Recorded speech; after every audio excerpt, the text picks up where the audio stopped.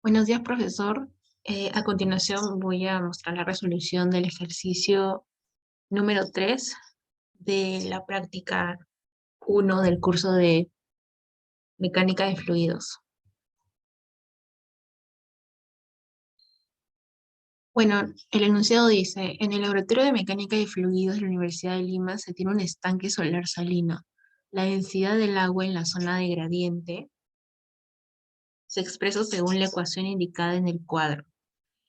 Esta es la ecuación o la función de la densidad, donde densidad de agua en la superficie está en kilogramos por metro cúbico, distancia vertical medida hacia abajo desde la parte superior de la zona de gradiente en metros, y el espesor de la zona de gradiente también está en metros.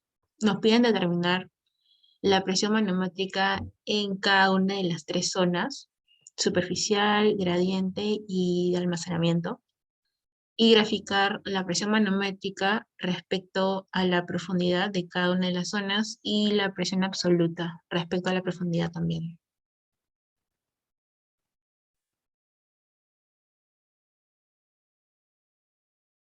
Entonces, eh, para resolver el ítem A, que es la presión manométrica en cada una de las zonas, eh, graficamos algo como esto, que es un pequeño esquema donde se puede observar cada uno de los tres puntos que representa cada una de las zonas, y también luego hallamos la presión manométrica en el punto 1. Esta se obtiene multiplicando la densidad en la zona superficial por la gravedad por el espesor de la zona superficial. En este caso, como no nos dan ningún dato acerca de la temperatura de la zona superficial, asumimos que la densidad en la zona superficial del agua es 998.95 kilogramos por metro cúbico. Luego sabemos que la gravedad es 9.81 metros cuadrados por segundo, y el espesor de la zona superficial, según los datos que tenemos aquí arriba en la tabla, vendría a ser 1.2 metros. Multiplicando cada uno de estos valores, tenemos 11.759.64 newton por metro cuadrado. Luego, para calcular la presión manométrica en la zona de gradiente, observamos en el gráfico de que no es constante, así que vamos a emplear o vamos a utilizar integrales. Vamos a integrar desde el punto 1 hasta el punto 2, y se conoce que la presión es igual a el peso específico por eh, la profundidad.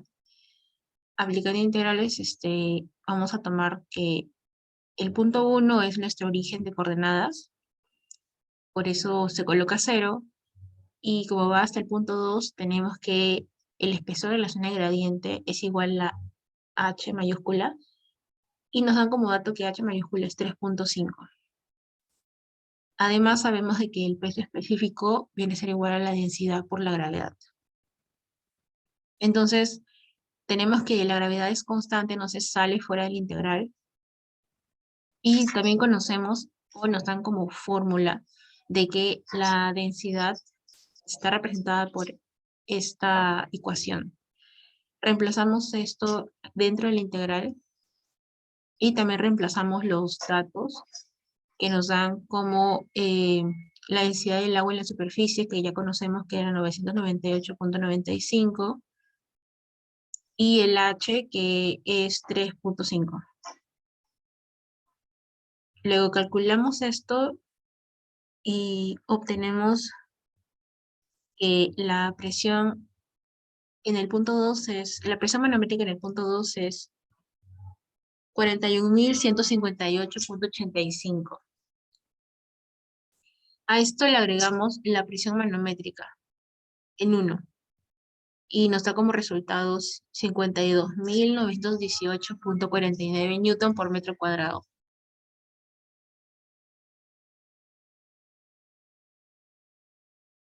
Luego, para calcular la presión manométrica en el punto 3, que es al fondo, en la zona de almacenamiento, aquí sí tenemos que es constante, entonces simplemente sumamos la presión manométrica en el punto 2, más la densidad en la zona de almacenamiento por la gravedad y por el espesor. Entonces, tenemos que la densidad en la zona de almacenamiento nos dan como dato la temperatura en esta zona, aquí, y vendría a ser para 5 grados Celsius, 1000 kilogramos por metro cúbico. Luego tenemos que la gravedad es 9,81 metros cuadrados por segundo, y el espesor en la zona de almacenamiento viene a ser 1 metro, como observamos en la tabla. Reemplazando todo esto y multiplicando, tenemos que la presión manométrica en la zona de almacenamiento es, o en el punto 3, es 62.728,49 newton por metro cuadrado. Luego nos piden graficar la presión manométrica versus la profundidad. Entonces, como observamos en esta gráfica de la izquierda, colocamos cada uno de las presiones manométricas en el eje horizontal que representa la presión manométrica, y en el eje vertical la profundidad. Y de esta forma nos resulta una línea recta para la zona superficial, una curva para la zona de gradiente porque no es constante, y otra vez una recta en la zona de almacenamiento. Luego nos pide graficar la gráfica de la presión absoluta versus la profundidad. Entonces, lo único que hacemos para calcular la presión absoluta es sumar a cada uno de los valores de la presión manométrica la presión atmosférica. Entonces, nosotros tenemos que viene a ser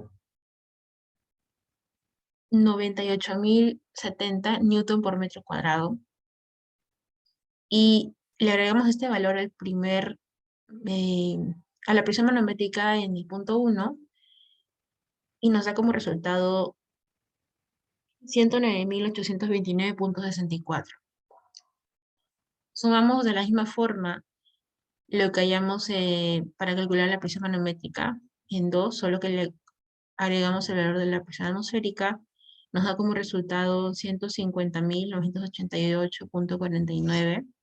Y para calcular la presión absoluta en el punto 3, sumamos la presión atmosférica más 62.728,5, lo cual nos da como resultado 160.798,5.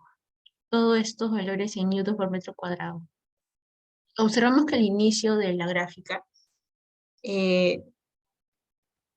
a diferencia de la anterior gráfica, se desplaza a la derecha en el eje vertical, en el eje horizontal, debido a que aquí consideramos 0, porque no se tomó la presión atmosférica. Pero aquí, como se le ha aumentado la presión atmosférica, se desplaza toda la gráfica hacia la derecha. Bueno, esa fue la resolución del ejercicio número 3. Gracias.